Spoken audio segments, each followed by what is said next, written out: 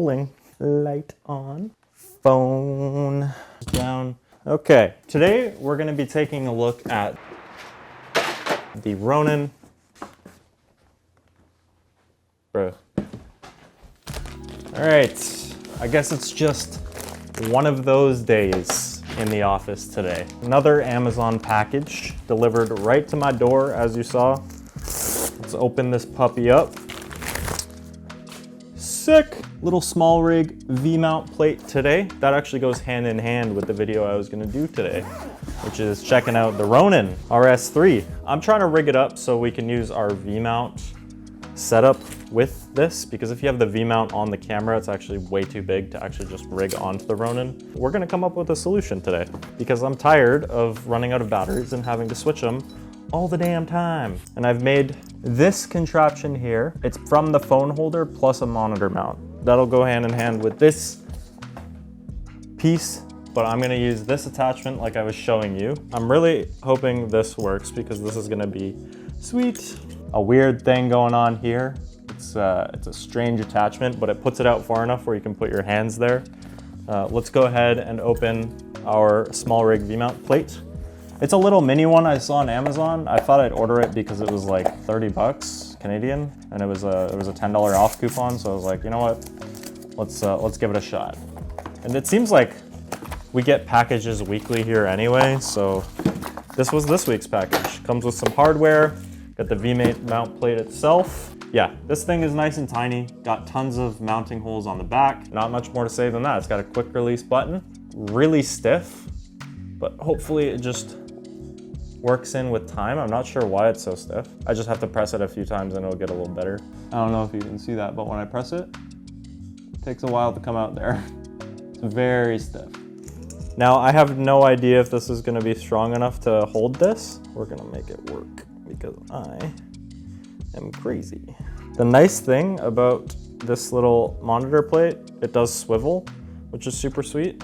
However, I don't want it to swivel right now. I'm just trying to lock it in as best as I can, and then this might look a little strange, but it is a temporary fix to what we're trying to do here. There are other ways to mount V-mounts on the RS3 Pro, but they're kind of expensive because you need to get slim batteries and you mount it underneath. So if this can fix our problem in the meantime, let me just grab a battery real quick, because we use ZG Cine 99 watt-hour batteries, which are way too big to fit in between the plate and the base. There are different ways to do it, because you could mount one here, but that barely gives any room. Mount it on the side here.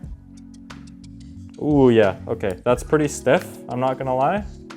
However, actually doesn't look too bad. You have a little V-mount thing. It's kind of far out, to be honest. It's far out, dude. This is the weirdest video I've ever done. We have sort of a solution to running a V-mount battery. It looks a little silly, not gonna lie. However, it's gonna work really nice temporarily. And it's honestly like pretty locked in there. Like you can rotate it quite a bit, but that's fine because it's a swivel mount, and you can move it forward if you want. You can have it facing towards you if you want, but it does tilt with that weight unless it's out like this. So that's pretty nice. If I can find a way to tighten that more, maybe some pliers possibly, I think we're in business. That little attachment actually comes with the Ronin as a phone holder. I'm excited to try this out. Maybe I'll pull out my other camera and start filming on that one while I rig this up. It'll actually just detach as one piece, which is pretty sweet. And I can just throw it in my Ronin box. Let me take some time to find out a way to rig this up with a camera. As you can tell, we're on a different camera, but I have my gimbal here, and I've got the EOS R5C rigged up. This camera is a bit of a pain when it comes to rigging it with a V-mount battery, just because of like how finicky it is in terms of battery options. So I can't actually just run it directly off the V-mount for some reason. I've been through this, I've looked through all the forums, and for whatever reason, this is the only solution I could come up with. So I can't actually run the dummy battery to D-tap. I have to have a battery in the camera, regardless if it's dead or not. And I have to use the power delivery USB option on this camera, which is fine. It still works like a V-mount. It's just really redundant that it has a battery in the slot. Not the biggest deal, but we have been running into a few issues where the R5C will die when it's on the gimbal and we have to like take it off and replace the batteries and stuff. But now that it's hooked up, not in the cleanest way through USB battery, it's running and it says on the screen USB PD, which means it is running properly through the V-mount battery. We have 80% and it won't actually die if the battery inside of the camera dies.